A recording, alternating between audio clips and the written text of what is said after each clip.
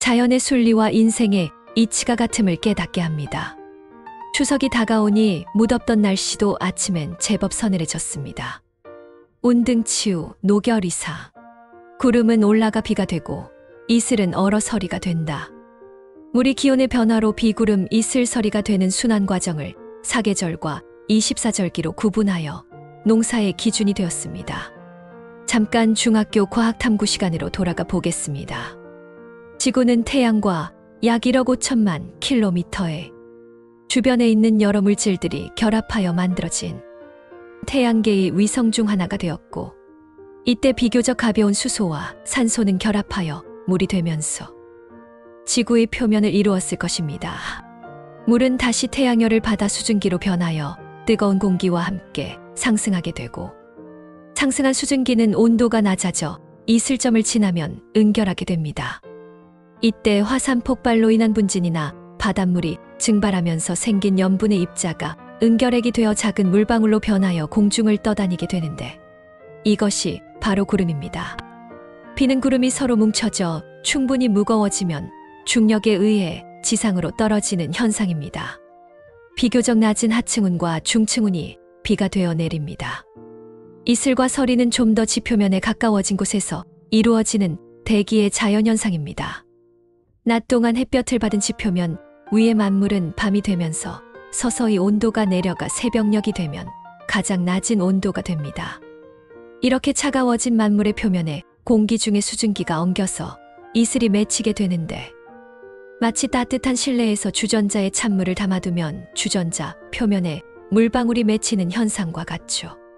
결국 낮과 밤의 기온 차이에 의해서 이슬이 맺히는 것입니다. 그러나 낮과 밤의 기온 차이가 크지 않게 되면 공기 중의 수증기가 다 이슬로 맺히지 못하고 공기 중에 낮게 떠 있게 되는데, 이것이 안개입니다. 그래서 안개는 한낮이 되어 기온이 올라가면 모두 걷히게 되죠.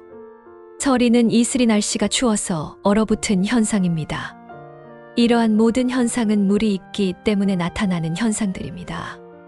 이슬이 서리가 되는 때는 보통 늦가을 무렵인데, 이때를 우리는 상강이라고 말하죠. 상강은 24절기 중 대개 음력 10월 23일이나 24일이 됩니다. 상강이라는 말은 서리가 내리기 시작하는 절기라는 뜻으로 내릴 강자를 썼지만, 실제로 내리는 것은 아니고 이슬이 얼어서 서리로 변한 것뿐입니다. 1년을 날씨 변화의 특징에 따라 24개로 나누어 이름을 붙인 것이 24절기입니다. 봄엔 입춘 우수 경칩 춘분 청명 고구가 있고, 여름엔 이파소만 망종하지 소서 대서가 있으며, 가을엔 입추 처서 백로 추분 한로 상강이 있고, 겨울엔 입동소설 대설 동지 소환대안이 있습니다. 우리 인생에도 계절이 있고 절기가 있습니다.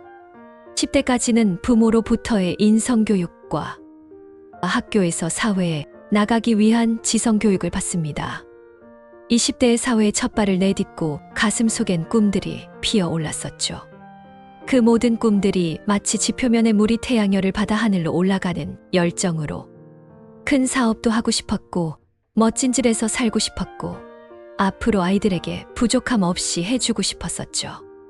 30대엔 정말 많은 사람들을 만났습니다. 직장 동료들, 사업 관계자들, 이웃 주민들, 모두들 각자의 꿈을 안고 사회적 관계망 주변으로 모여들었습니다. 그 중에는 평생 친구가 된 사람도 있고, 한때 스쳐 지나간 사람도 있으며, 불편한 관계인도 만들어졌죠. 그러한 모든 만남이 우연이 아닌 이유가 있는 인연이었을 것이라 생각합니다. 40을 넘기면서부터는 현실이 비처럼 쏟아지기 시작했습니다. 20, 30대 꿈은 40대 현실과는 달랐죠. 치열하게 일해야 했고, 가족을 책임져야 했고, 부모님을 모셔야 했습니다. 때로는 폭우처럼 갑작스러운 시련이 닥치기도 했습니다. 하지만 비는 내려야 땅이 촉촉해지고 싹이 트는 것처럼 그런 현실들이 우리를 더 단단하게 해주었습니다. 주역의 운행우시품 물류형.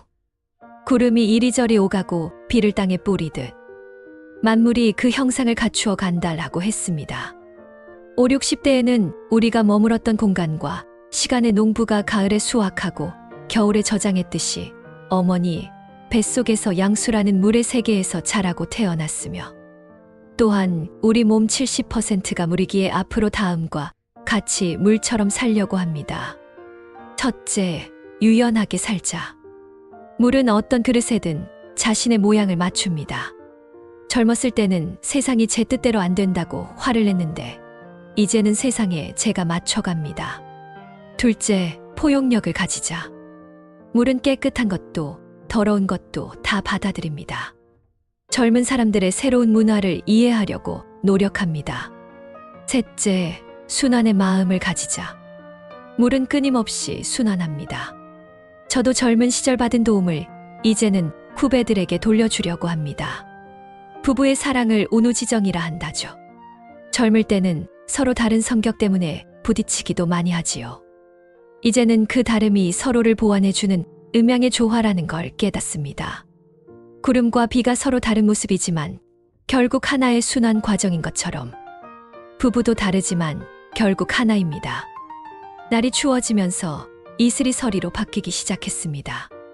서리가 내려야 곡식이 여물고 과일이 단맛을 더하는 것처럼 나이가 들어야 비로소 알게 되는 것들이 있습니다. 젊은 시절의 열정과 꿈들이 나쁜 것이 아닙니다. 다만 계절이 바뀌면서 다른 모습으로 변한 것뿐입니다. 서리에는 정화의 의미도 있습니다.